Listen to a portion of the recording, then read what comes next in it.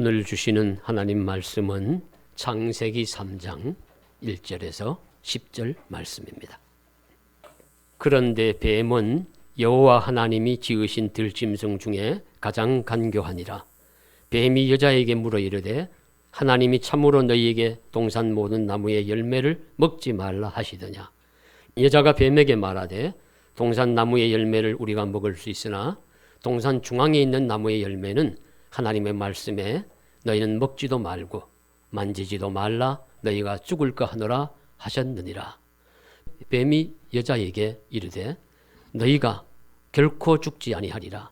너희가 그것을 먹는 날에는 너희 눈이 밝아져 하나님과 같이 되어 선악을 알 줄 하나님이 아심이니라.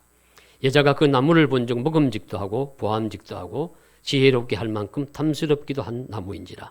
여자가 그 열매를 따먹고 자기와 함께 있는 남편에게도 주매 그도 먹은지라. 이에 그들의 눈이 밝아져 자기들이 벗은 줄을 알고 무화과 나무 잎을 엮어 치마로 삼았더라.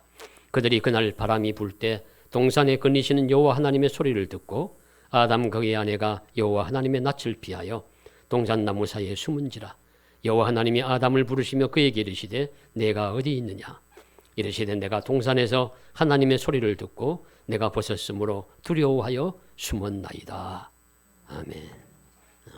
연못 속에서 물고기가 헤엄치는 것을 보면 우리는 아름답다, 멋있다 생각을 합니다.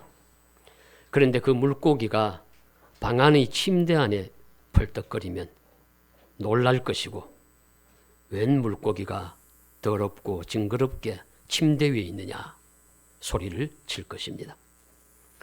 같은 물고기이지만 물고기가 있어야 할 물에 있는 것이 아니라 사람이 잠을 자는 침대 위라는 물고기에게는 적합하지 않은 장소에 있었기 때문입니다. 흙은 참으로 소중한 존재입니다. 만물이 흙 위에 자리 잡고 있습니다. 그런데 논밭이나 마당에 있어야 할 흙이 집안 마루나 방 안에 있으면 그것은 깨끗하게 닦아내어야 할 것, 치워야 할 어떤 것에 불과합니다. 더러움이란 말에는 이런 뜻이 있습니다. Dirty is out of the place. 더러움이란 제자리에 있는 것이 아니다. 더러움은 자기 자리를 떠난 것이다. 라는 말이죠. 반대로 좋다는 말은 어울린다는 뜻이 숨어 있습니다. 그래서 어울린다는 말의 영어는 look good입니다. 좋게 보인다. 만물이 제자리에 있을 때 어울리고 아름답다고 할 수 있습니다. 사람도 각자의 자리가 있습니다. 학생은 공부하는 자리에서 있을 때 가장 총명하게 보이고 직장인은 자기의 자리에서 열심히 땀 흘리며 일할 때 아주 멋있게 보이고 우리 성도는 예배하는 자리에 있을 때 가장 아름답고 어울리는 자리에 있다고 할 것입니다. 저와 여러분께서는 항상 있어야 할 자리에 있습니까? 아니면 잊지 말아야 할 곳에 혹시 있지는 않았습니까? 오늘 최초의 인간이 있어야 할 자리를 잊지 못하고 떠난 그 사건을 보면서 하나님 주시는 말씀이 어떤 의미가 있는지를 깨달아 보고자 합니다. 오늘 말씀은 하나님이 만물과 사람을 만드시고 난 후에 일어난 대단히 큰 의미가 있는 말씀인데요. 뱀의 유혹을 받아서 사람이 하나님의 명령을 어기고 불순종하는 죄를 범하는 그 사건에 관한 이야기입니다. 좀 더 소상하게 보면 하나님이 만드신 들짐승 중에 뱀이 가장 간교하더라. 간교하다는 말, 아롬이라는 히브리어는 놀랍게도 지혜롭다는 말과 뜻이 같습니다. 지혜롭다는 말과 간교하다는 말은 아주 밀접한 한 뿌리에서 나온 말이라고 할 수 있습니다. 간교하다는 것은 은밀하게 상대를 속인다는 뜻이죠. 그러니 지혜는 일들을 잘 처리한다는 뜻이 있는 반면에 간교하다는 것은 그 일을 처리하되 속이고 아주 은밀하게 잘 속여가지고 사람을 멸망시키는 그 일은 이제 간교한 것입니다. 그래서 지혜로운 사람이 간교하게 한 함정에 잘 빠지기가 쉬워요. 우리 세상도 바라보면 큰 일을 저지른 사람 보면 대부분 지혜로운 사람입니다. 지혜가 많은 사람이에요. 그런 사람이 큰 일을 저지르는데 간교함의 함정에 빠지기 때문입니다. 오늘 이 간교한 뱀 사탄을 상징하는데 이 지혜롭지만 매우 간교하고 교활한 존재로서 사람을 속이고 유혹하여서 죄 가운데로 이끌어 갑니다. 최초의 사람에게도 나타난 뱀은 바로 그런 존재, 그런 역할을 하는 것입니다. 뱀이 여자에게 묻습니다. 하나님이 참으로 너희에게 동산 모든 나무의 열매를 먹지 말라고 하더냐? 하나님이 참으로 너희에게 동산 모든 나무의 열매를 먹지 말라고 하더냐? 자, 하나님이 다 먹게 하셨어요. 다 이물을 먹되 한 가지 동산 중앙에 있는 선악을 알게 하는 나무의 열매는 먹지 말아라. 그랬으니까 먹으라고 한 것에 강조하면 하나님이 동산 나무에 있는 실과를 다 먹으라고 하시더냐? 이렇게 물으면 긍정적이고 좋을 텐데 하나님이 동산 나무에 있는 실과 중에 뭐 다 먹지 말라고 하더냐? 이렇게 이제 부정적으로 물으면서 이제 속아 넘어가기 쉽도록 그렇게 교활하게 뱀은 유혹을 합니다. 그래서 뱀은 유혹자예요. 누가복음 4장에 예수님을 마귀가 시험하는 자로 와서 유혹할 때 영어 성경에 보면 템터, 유혹하는 자라고 되어 있습니다. 유혹하는 자가. 그래서 유혹을 하는 것이죠. 자, 그럼 이런 뱀과 같이 사람을 멸망시키려고 다가와서 유혹을 할 때 어떻게 해야 하겠습니까? 상관을 안 하면 좋아요. 아이고, 뱀이구만, 사탄이구만, 나는 당신과 같은 사람은 말 섞기 싫어. 아예 멀리하면 좋습니다. 그런데 멀리하지 않고 말을 하려면은 정확하게 해야 되죠. 정확하게 해야 되는데 이미 여자는 그 뱀의 말을 들으면서 속아 넘어가기 시작합니다. 그러면서 하는 말이 동산 나무의 열매를 우리가 먹을 수 있으나 동산 중앙에 있는 나무의 열매는 하나님의 말씀에 너희는 먹지도 말고 만지지도 말라. 너희가 죽을까 하노라 하셨느니라. 앞에 2장을 읽어보시면 하나님이 만지지도 말라는 말씀은 안 하셨어요. 반드시 죽으리라고 하셨지 죽을까 하노라 하지 않으셨어요. 어떤 것은 과장하고 어떤 것은 스스로 축소시키면서 말이 변형되기 시작합니다. 그렇게 이제 대답을 하니까 이제 속아 넘어가기 쉬운 존재가 되는 것이죠. 그 말은 건너갈수록 이제 자꾸 달라지는 거 우리도 잘 알지 않습니까? 그러니 그 말을 들은 뱀은 얼른 받아서 하나님의 뜻을 왜곡시킵니다. 하나님의 뜻을 흐리고 변질시킵니다. 에이, 아니야. 먹으면 안 죽어. 너희 눈이 밝아져서 하나님같이 될 것이야. 너희는 죽지 않을 것이야. 뱀은 거짓말로 사람을 유혹합니다. 그래서 사탄의 특징이 거짓말장이에요. 요한복음 8장에 보시면 사탄은 마귀는 거짓말, 거짓의 아비다. 거짓말로 사람을 유혹하게 해서 멸망의 길로 빠뜨립니다. 사탄은 온갖 감언 이슬, 달콤한 말로 속이고 유혹하는 자입니다. 어떠하든지 하나님의 백성을 유혹해서 죄 가운데로 떨어뜨리려고 하는 것이 사탄의 속셈입니다. 사탄의 유혹에 감언 이슬에 속아 넘어가지 말아야 합니다.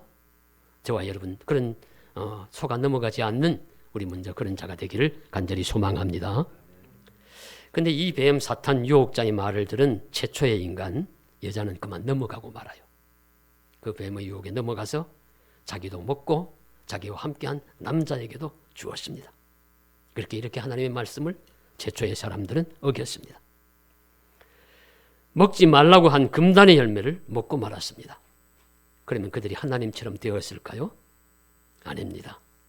오히려 자기들의 벗은 줄을 알고 무화과 나무 잎을 엮어서 치마를 만들고 이제 하나님이 동산을 거니시는 소리를 듣고는 하나님의 눈을 피해 동산 나무 사이에 숨는 자가 되고 맙니다.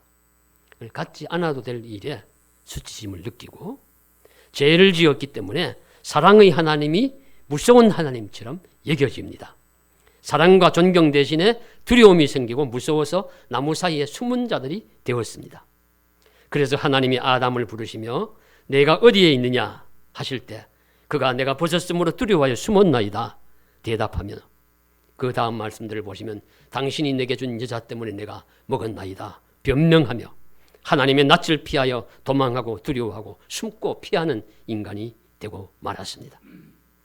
이것이 이제 오늘 읽으신 말씀인데요.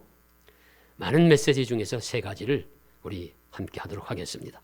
하나는 하나님이 말씀하시는 것은 허락하시는 것이든 금하시는 것이든 다 합당한 이유가 있으니 하나님이 말씀하시는 것은 아멘, 순종하는 것이 옳습니다. 예, 하나님이 말씀하시는 것은 우리가 순종해야 합니다. 말씀을 자세히 읽어보시면 동산 안에는 많은 나무들이 있는데요. 동산 중앙에 선악과만 있는 것이 아니라 하나가 더 있습니다. 예, 창세기 2장 9절에 보시면은 하나님이 그 땅에서 보기에 아름답고 먹기에 좋은 나무가 나게 하시니 동산 가운데에는 생명나무와 선악을 알게 하는 나무도 있더라. 생명나무와 선악을 알게 하는 나무가 있는데요. 이 두 나무는 밀접한 연관이 있어요. 어떤 연관이 있냐면 지금 마음껏 먹으라 하실 때는 선악나무만 금하셨어요. 그럼 생명 열매를 먹을 수 있습니다. 마음껏 먹을 수 있어요. 다른 열매와 함께. 그러면서 영생할 수 있는 것이죠. 그런데 놀랍게도 선악과를 먹게 되면 생명 열매를 못 먹습니다. 생명나무의 열매를 못 먹어요. 선악과를 먹고 난 다음에 그 벌 중에 하나가 무엇인가는 추방되고 쫓겨나는 것인데 왜 쫓아내시냐 하면은 생명나무의 열매를 먹고 그들도 영생할까 하노라. 창세기 3장 22절 이하에 보시면은 그렇게 나옵니다. 그래서 그들이 생명나무의 열매를 못 먹게 하시려고 하나님이 만드신 동산에서 그들을 쫓아내고 화음검, 불칼로서 그들이 접근하지 못하도록 막습니다. 생명 열매를 못 먹는 것이죠. 즉 인간은 선악과를 먹음으로써 선악을 스스로 판단하는 존재가 되었지만 대신 인간은 참 생명을 잃고 말았습니다. 인간의 육신은 흙에서 왔으니 흙으로 돌아가게 되었습니다. 본래의 인간은 하나님과 영원히 영화롭게 평화롭게 살 수 있도록 하셨지만 말씀을 어김으로 생명을 잃었고 대신에 스스로 선악을 판단하는 존재가 되고 말았습니다. 이때부터 인간의 비극은 시작되었다고 할 수 있습니다. 저는 그렇게 봅니다. 선악과를 먹음으로써 선악을 판단하는 존재가 된 것이 좋은 존재인 것 같지만은 아닙니다. 이것은 자기가 스스로 판단자가 되었다는 뜻입니다. 인간은 스스로 자기가 선악의 판단자가 되므로 그릇된 판단을 하기 시작했습니다. 항상 자기가 하는 것은 옳다고 여깁니다. 다른 사람이 하는 것은 싫다고 여깁니다. 내가 하는 것은 잘못하고도 옳다고 여깁니다. 그렇게 과장하면서 잘못 해석하면서 세상을 살아가면서 내 마음에 들지 않는 자는 죽이고 내 마음에 들지 않는 자는 미워하고 내 판단에 어긋난 자는 싫어하고 추방하고 쫓아내고 때리고 이렇게 하면서 인간 세상은 죄로 가득하게 되는 것입니다. 그러니 이 인간 세상은 하나님의 먹지 말라고 하신 금단의 열매를 먹음으로써 이 온갖 세상에 비극이 일어났습니다. 이 세상 보면은 엄연히 잘못을 하고도 잘못했다고 하는 사람이 별로 없지요. 그저 잘했다고 합니다. 그저 내가 하는 일은 잘했다고 해요. 그것이 다 선악과의 결과라고 볼 수 있습니다. 그래서 하나님은 그런 그릇된 잣대를 가지고 사는 인간의 모습을 그렇게 원치 않으시고 하나님이 원하시는 인간은 생명을 택하여 나와 함께 살자고 그리고 그 다른 수많은 나무의 열매는 마음껏 먹으면서 행복하게 살자고 하신 것입니다. 그러나 인간은 결국 뱀의 유혹에 넘어가서 생명보다 자기 판단이라는 선악과를 택함으로 영원한 생명을 잃어버리고 말았습니다. 그래서 유구한 인간의 역사는 그래서 시작된 것이죠. 그래서 하나님은 이 역사 속에 되돌리기를 원하십니다. 회복시키기를 원하셔서 이 생명나무의 열매를 못 먹고 문에서 결국 그릇된 판단을 하면서 살아가는 인간에게 생명 열매의 나무와 같은 생명나무의 생명의 열매를 주시기를 원하셨는데 그것이 바로 생명의 떡이고 예수님입니다. 그래서 예수님께서 요한복음 6장 35절에 내게 오는 자는 결코 줄이지 아니할 터이요 나를 믿는 자는 영원히 목마르지 아니하리라 나는 생명의 떡이라 내게 오라 나와 나에게서 먹으라 그렇게 말씀하십니다. 그래서 이 생명 열매를 먹음으로써 영원히 살아가는 존재가 될 수 있는 길이 열렸습니다. 그것이 완성되는 것은 성도가 들어갈 하나님의 나라에 생명수 강이 흐르고 그 강 좌우에는 생명나무가 있어서 12가지 열매를 달마다 맺힌다 말씀하십니다. 계시록 22장 2절에 말씀하십니다. 그 나무 잎사귀를 만국을 치료하기 위하여 있는 약재료가 된다고도 하십니다. 성도는 진정한 생명나무가 되시는 예수님으로 말미암아 회복된 낙원에서 영원히 살아갈 수 있는 존재가 될 가능성이 열렸고 그 소망을 가지게 되었습니다. 이 놀라운 자리에 우리 모두 참여할 것이라고 성경은 말씀하시고 있고 초대하시고 있습니다. 우리가 아멘으로 응답하고 그 나라를 사모하는 저와 여러분 되시기를 간절히 축원합니다. 그리고 둘째는 오늘 말씀은 사람이 하나님께 불순종하는 죄를 범하면요 마땅히 있어야 할 자리에 있지 못한다. 그 마땅히 있어야 할 자리에 있지 못하면 어떤 존재가 되면 늘 불안하고 늘 두려워하고 늘 도망하고 그런 자가 된다는 말씀을 가르쳐 주시고 있습니다. 본래 하나님 앞에 살 때는 그런 것이 없었어요.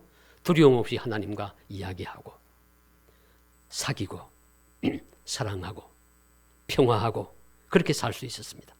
그런데 말씀을 어김으로 인해서 하나님이 두려워졌습니다.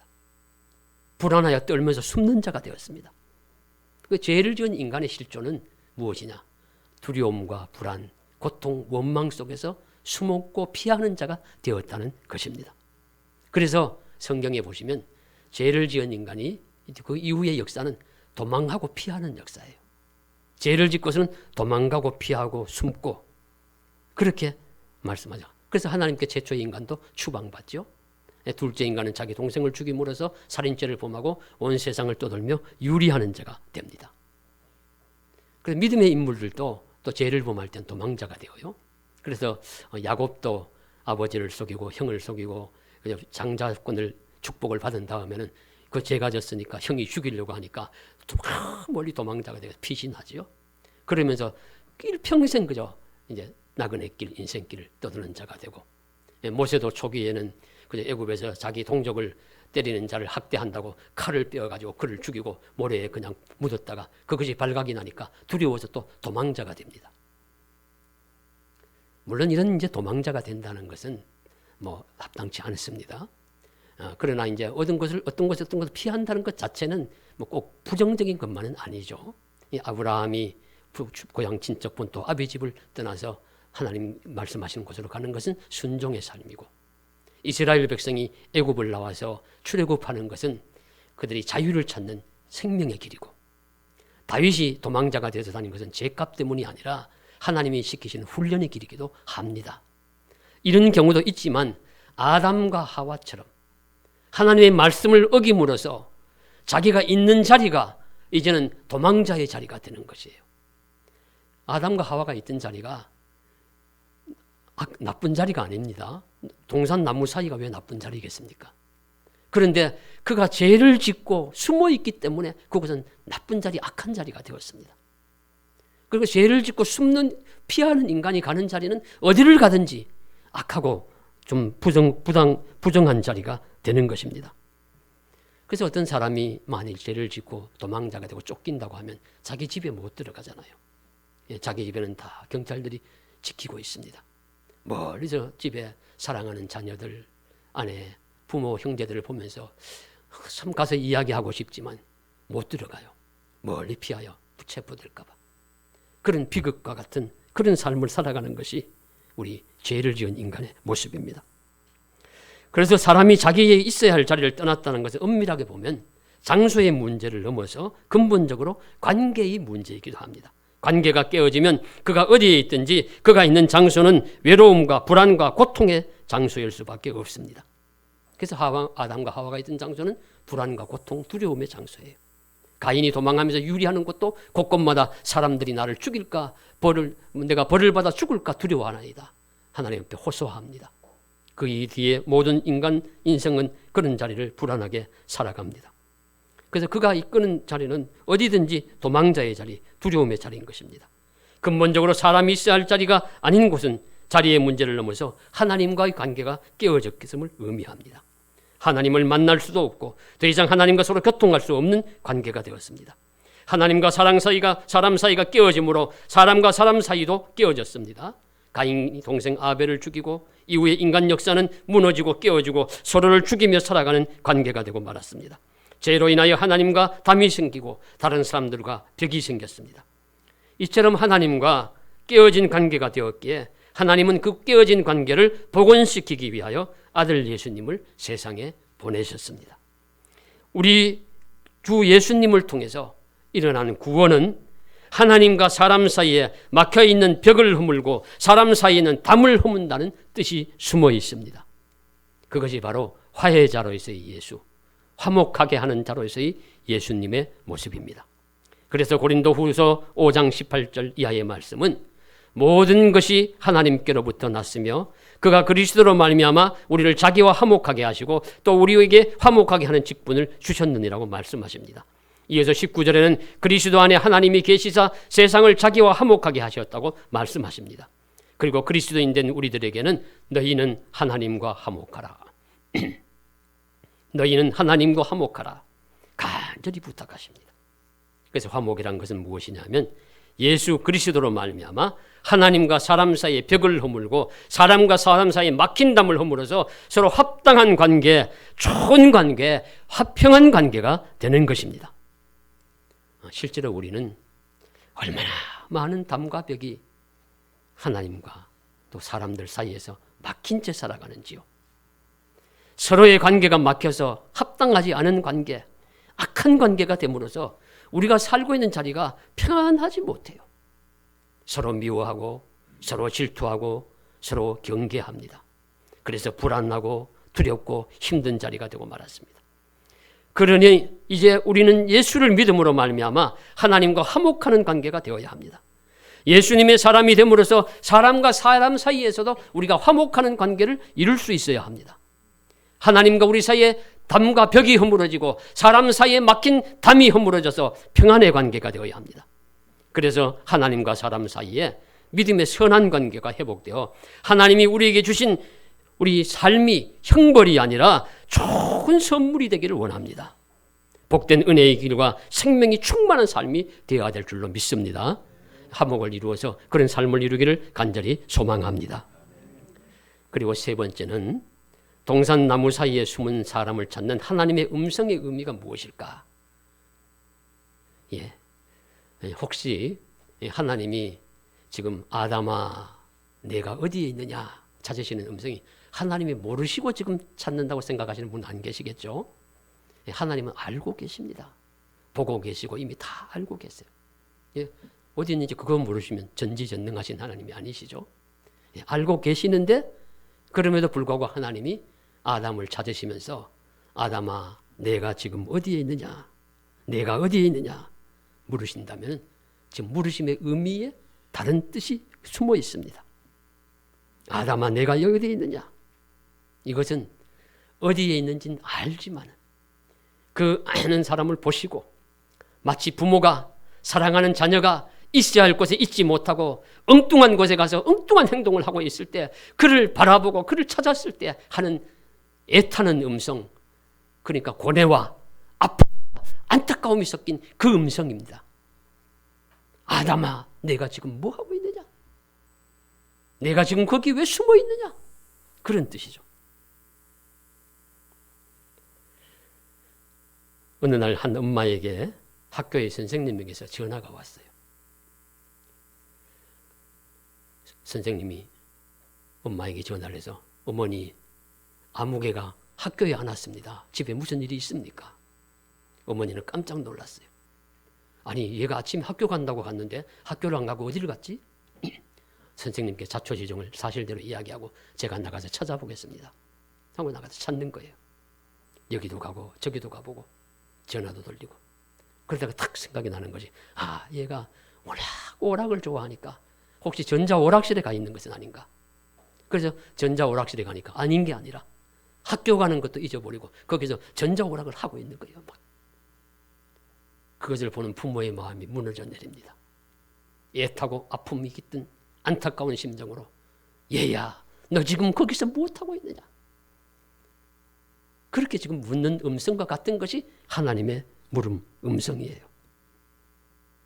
있어야 할 자리에 있지 않는 것에 대한 슬픔이 깃든 엄마의 탄식에 가까운 비명과 같은 외침이 바로 오늘 하나님의 부르심의 음성입니다. 이 아이와 같이 우리도 만일 있어야 할 자리에 있지 않다면 아이를 찾아 나섰다가 발견하고 애타게 부르는 어머니의 음성과 같은 하나님의 음성을 들어야 합니다. 떠올려야 합니다.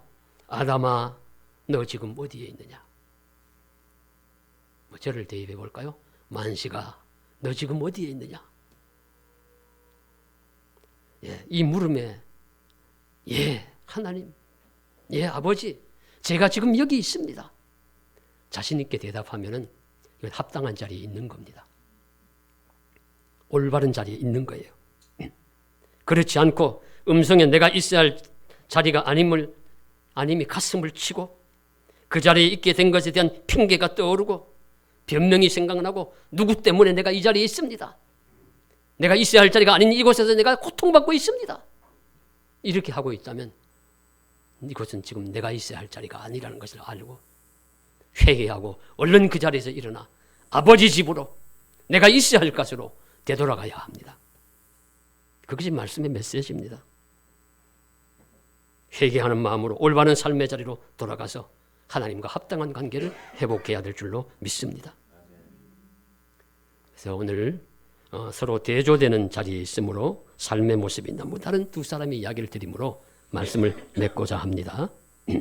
한 사람은 제가 직접 보지는 못하고요. 어떤 목사님이 쓴 책에서 제가 읽은 이야기인데 요식업을 하는 한 10여 년 잘해서 재산이 수십억 대를 가진 50대 중반의 한 여성에 대한 이야기였어요.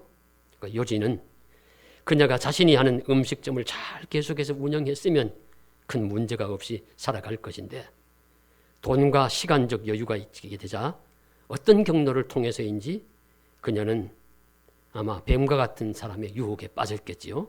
그래서 강원랜드 카지노에 드나들게 되었다고 합니다. 그리고 불과 채 1년도 되지 않아서 그녀가 가진 재산 다 털리고 강원랜드 근처 정선의 어느 작은 월세방에서 전전긍긍하며 살아가고 있다 하는 이야기였습니다. 그것은 성실한 경영자의 자리를 떠나서 한탕주의와 쾌락주의가 판을 치는 강원랜드로 그녀의 자리를 옮겼기 때문입니다. 그녀가 있어야 할 자리를 떠났기 때문이에요. 그녀는 누군가를 원망하면서 얼마나 땅을 치고 후회할까 우리가 충분히 짐작할 수가 있습니다. 그런데 또 한 사람은 오래전 제가 목회하던 교회에 나오는 한 여성도입니다. 우리 앞에 앉으신 우리 유재곤 목사님이 나오실 때 그 교회에 사실은 있을 때 이야기인데요. 제가 아주 30대 중후반 때 목회 초기 이야기예요. 이미 한번 누구 말씀도 드린 기억이 납니다만은 그때 그 여성이 당시 우리 30세는 아마 좀 안 됐지 않았느냐 그렇게 기억이 됩니다. 그래서 대학에서 미술을 전공하고 제가 섬기던 교회에 친구 따라서 나오는 여신도였는데 그래서 결혼 정년기고 교회에 등록을 했으니까 뭐 형편과 사정을 제가 알게 되었습니다. 어머니가 일찍 돌아가셔서 계시지 않고 아버지와 오빠 그리고 자신 그렇게 살아가는 사람이었어요. 그래서 제가 혼자 스쳐 지나가기를 어머니가 계시지 않는 것이 결혼의 장애가 되지 않을까 그렇게 잠시 스치고 지나갔습니다. 그런데 어느 날 이제 교회 안에 한 남자 청년하고 결혼을 하게 되었다고 주례를 부탁해 왔어요. 그런데 그 남자 청년은 어떤 자냐 하면은 외무고시를 합격하고 외무공무원으로 근무하다가 당시는 공군 장교로서 울산에 있는 그 부대에 근무를 하고 주말이면 장교니까 그때 자유롭게 나오더라고요. 나와가지고 집에 돌아와서 주일이면 예배당에 와서 예배를 드리는 그런 청년이었습니다. 그런데 그 청년하고 둘이서 어떻게 결혼까지 하게 되었다고 그런 주례를 부탁하러 와서 제가 신기하기도 해서 그래 어떻게 만나고 마음이 합해졌느냐 물었더니 남자 청년이 하는 말이 지난 성탄절 시즌에 교회를 왔었는데 그 여자 청년이 교회 안에 이런 예배당 안에 사다리를 놓고서 그저 자기의 전공을 살려가지고 성탄 장식을 이렇게 하는데 너무 열심히 하는 그 장식하는 모습이 보니까 너무 예쁘고 아름답게 보이더라는 거예요.